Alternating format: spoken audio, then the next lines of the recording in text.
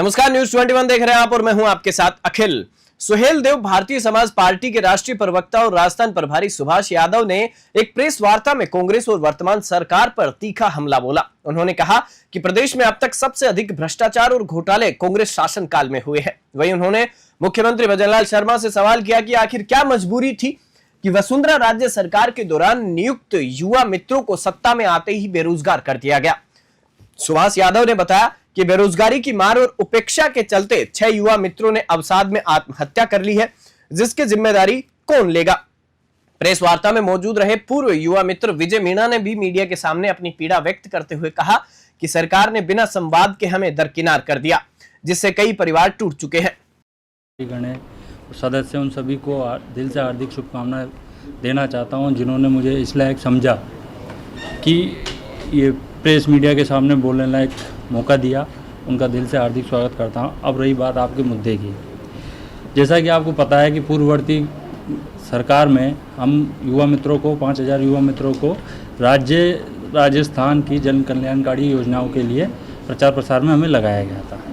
उसके भर्ती प्रोसेस में हम बकायदा हमारा इंटरव्यू हुआ था। इंटरव्यू होने के बाद रिटर्न एग्ज़ाम हुआ था। उसके बाद मेरिट के अनुसार हम लोगों को भर्ती किया गया। पर जब ये सरकार चेंज होती है, चेंज होने के बाद भजनलाल सरकार सत्ता में आती है, बिना किसी उसके राजनीतिक द्वेषता निकालते हुए हमें नौकरी की सेवा हमारी सबकी समाप्ति कर दी गई। अब इस दौरान हमारे घर परिवार वालों को आर्थिक तंगी का सामना करना पड़ा।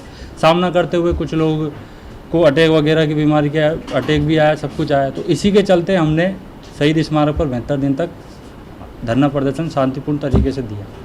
पर जब भी बात नहीं बनी तो हमारे कुछ साथी आवेश में आके टंकी पे चढ़ गए थे। टंकी पे चढ़ने के बाद देखा होगा पिछले साल लोग केंद्रीय लोकसभा चुनाव की आचार संहिता से पहले टंकी पे चढ़ गए। तो उस दौरान जो मुख्यमंत्री भजनलाल साहब के मुख्य सचिव सिद्धार्थ सियाग जी थे और जयपुर कलेक्टर जगदीश मीणा जी थे और बीजू जॉर्ज जोसेफ जो कमिश्नर हैं जयपुर के, वो भी थे और अन्य अधिकारी और आयोजना विभाग के नवीन जैन थे। उन लोगों के साथ हमें आश्वासन दिया गया कि हमें बिना कोई मुकदमे के और हमारी योजनाओं को बहाल करते हुए हमें दोबारा पुनः। पर आज तक लोकसभा चुनाव को लगभग साल भर होने आ गया, पर अभी तक हमें नौकरी नहीं लगा। पर अभी जो 25 दिसंबर को पूर्व प्रधानमंत्री अटल बिहारी वाजपेयी के जन्मदिवस पर 100वीं जो उनकी वर्षगांठ मनाई गई थी भाजपा कार्यालय में, जब एक अटल प्रेरक नाम की भर्ती की घोषणा की गई, तो उसी के चलते हम युवा मित्रों के साथियों के परिवार में एक उम्मीद की आशा की किरण निकली कि हमें इस भर्ती में मौका जाए। क्यों? क्योंकि हमने लगभग 2 साल तक राज्य ही नहीं केंद्र की योजनाओं को अंतिम छोर पर बैठे व्यक्ति को परंपरागत हमने उनका लाभ दिलवाया था पात्रता के अनुसार।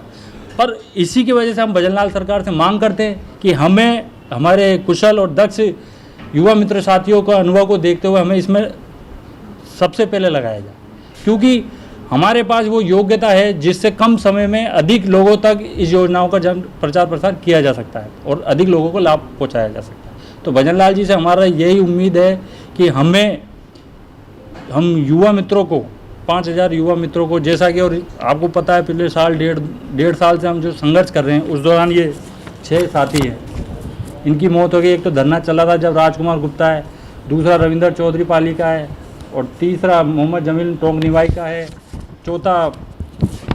चौथा ये गणेश परमार सिरोही का है और ये राजपूत राजा खेड़ा और ये पिछले अभी 2-3 दिन पहले ही है, ये लेटेस्टली है, ये राजेंद्र रेगर साहब है, अजमेर साहब है। इनकी ये थी, इनको अटैक की वजह से, क्यों? आर्थिक तंगी के चलते इनका जीवन यापन करना मुश्किल हो रहा था, क्योंकि इनके 2 बच्चे हैं। बकायदा हम परिवार पे जाके हमने ये सूचना ली है कि ये आर्थिक तंगी की वजह से इनकी डेथ हुई है। तो इसके पीछे जिम्मेदार कौन है? भजनलाल जी, जिन्होंने आवेश में आके बिना कुछ सोचे समझे हमें नौकरी से बहाल कर दिया। तो ये कोई बात नहीं होती, हमें बाकायदा मॉनिटरिंग करवाते, कुछ भी करते या हमें कोई नोटिस देते, जारी करते, पर ये कोई वजह नहीं होती कि हम लोगों को नौकरी से बहाल कर दिया। आज तरह तरह की भर्तियाँ निकल रही है, पर वो भर्तियाँ धरातल पे तो लागू है। अभी अटल प्रेरक की है, अब अटल प्रेरक पे अभी तक हमें कोई गाइडेंस नहीं दी गई कि हम युवा मित्रों को लगाएंगे नहीं लगाएंगे।